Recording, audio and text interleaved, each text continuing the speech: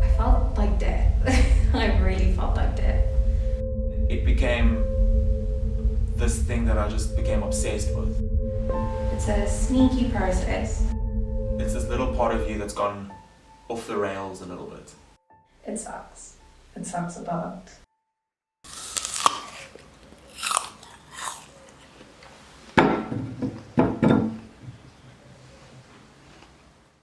I was overweight ever since I was a toddler. I had this addiction to sweets and just treating myself. But it was always a problem, and I was severely bullied over it my entire life, really. And I was just so unhappy with myself and just so self-aware, and my self-esteem was in the gutter. But I also had trouble making friends, and eventually I did kind of think that it's because I didn't fit in because of what I looked like. Because I wasn't as pretty, as skinny, and as sporty. So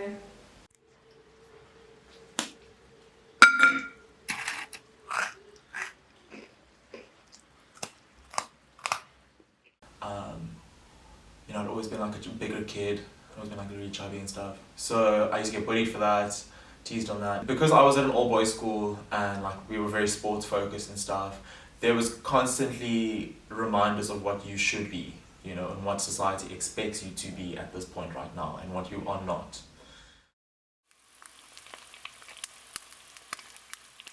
I was in boarding school in Cape Town. My dad is in Joburg, my mom is in Botswana, and like we were just all over the place. As a teenager, I felt like I lost a lot, at that point in my life at least, I lost a lot of control about oh my gosh, I actually don't have that much control in my life. I actually don't know what's gonna happen next. And so I started controlling and micromanaging the things I could.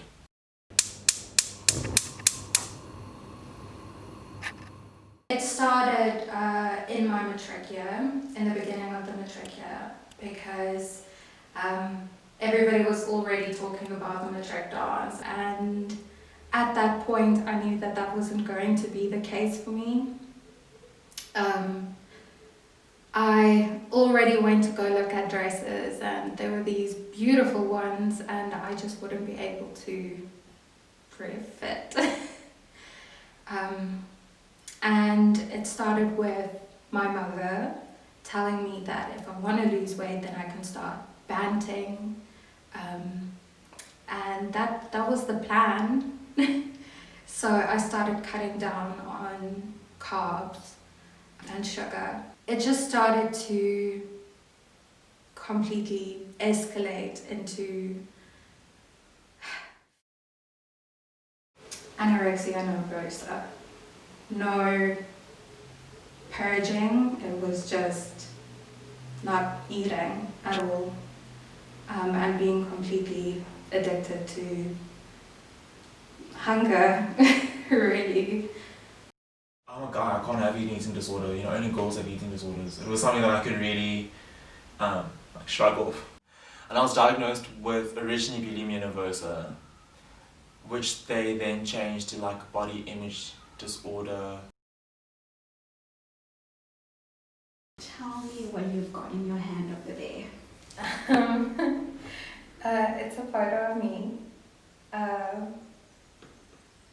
on the way to the worst point of my eating disorder. It was like anxiety on a plate. To me especially, it was all about the weight loss. It was all about this fear of looking the way I did. because even when I did lose all the weight, I would still look in the mirror and see fat me instead of the person that was actually staring back at me.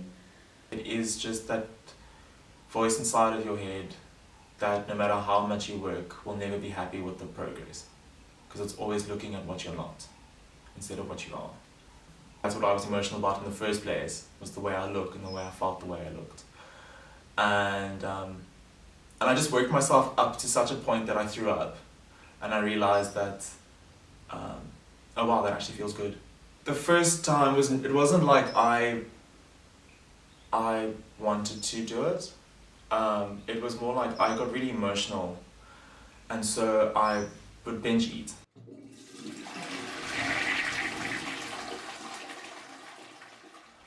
I felt like, ooh, I feel clean again. You know, I felt like, oh, I'm getting rid of that little bit of me that was making me feel sick.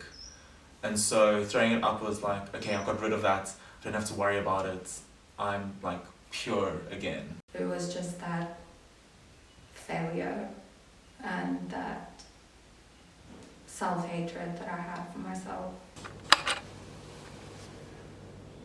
When I was hungry and starving myself, I felt really good. I felt accomplished. People started telling me, oh, you look so good, and oh, you actually have such a beautiful face when it's skinnier. It fueled that addiction because I knew finally people were looking at me and finally thinking I'm beautiful, which I never felt before. When a really chubby kid loses weight, everyone's like, wow, well done, you're doing something right, you know, and they're also supportive of it. And they don't realize it, but they're just feeding your addiction. I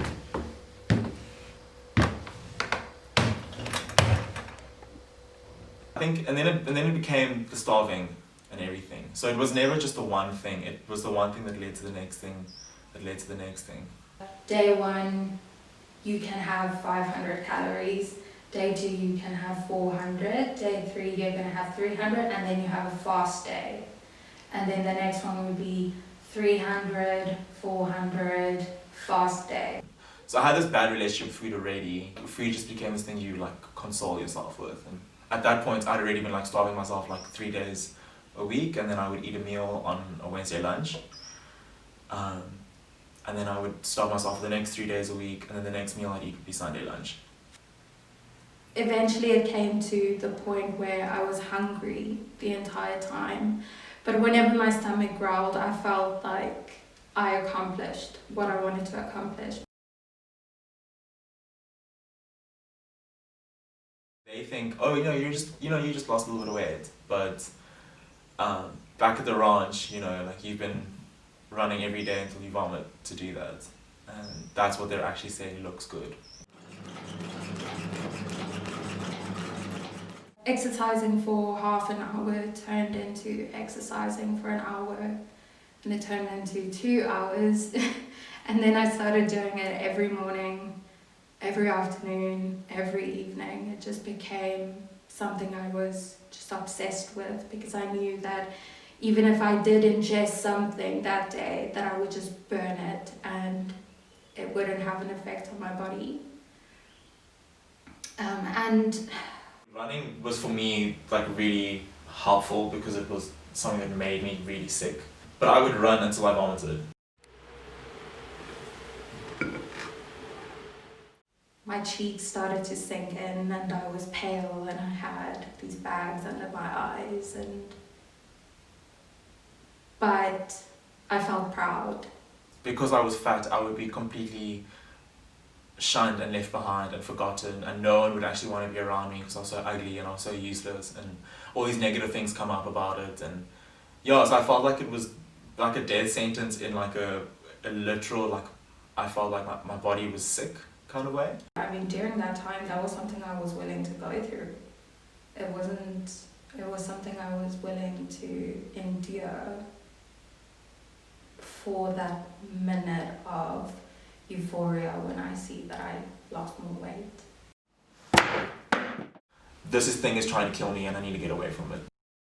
Food was like Funny enough, food was like the darkest, deepest drug I had. I would like sneak off food into my like bedroom and eat in private. You don't want people to really know that, you know, I'm scared of food sometimes. I just told them that I was eating healthy and exercising. I just told them, oh no, I just cut out the carbs and the sugar and I just exercise a bit.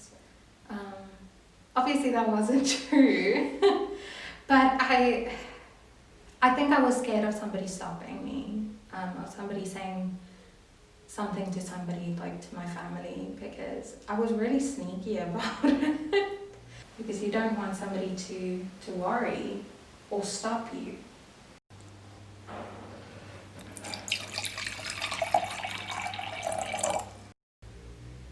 But I also remember my friends being really worried about me, which opened my eyes. They were scared for me and that hit home for me. And at that point I was starting to become aware of what it is that I was doing to myself. It was just a slow suicide. I came home, my mom said, Devin, but you've lost a lot of weight. Obviously because she hadn't been seeing me like in between the holidays and stuff. And she was thinking back to when I went off to high school and looking at who I'd become over, like, I think at that point it was just over 2 years. And my mom was just, she was convinced. She was like, this isn't right, you know. Can you please, like, can we like talk this through and stuff? And because I got so defensive about it and so reactive about it, my mom knew like, okay, there's something up, this isn't right. My child is like clearly going through something that I'm not aware of. I think I was just so caught up in it, in doing it, that I wasn't even thinking about, is this wrong, is this sick, is this a problem, you know. I was just so obsessed with, okay, no one can find out that I'm doing this because then they're gonna think it's a problem.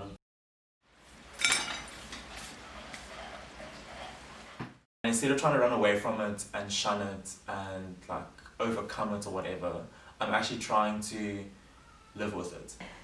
That's not something that I can have because my thighs were still touching, even though they were so much smaller, they wouldn't have that gap, and my hips are wider because that's the form of my body. So I wasn't getting that. And I think that's also what just made it worse because I wanted that.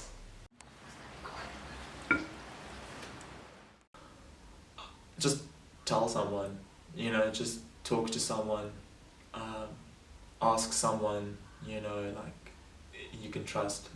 There are so many people around you can trust. You just are so pent up and so in your head about this one thing. Reach out because you're drowning yourself.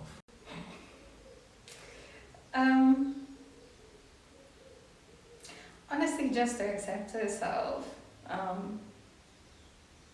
That society expects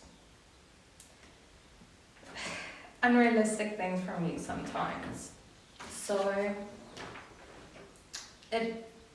you don't need to be part of that. You don't need to just harm yourself to make other people happy and impress people. Like, that means absolutely nothing. If you're unhappy in yourself and not loving yourself, you're not gonna find any kind of inner peace and self-love. So I would tell her to just embrace her differences and just focus on the pretty on her body and the fact that people did love her even before she started losing weight. She wasn't alone,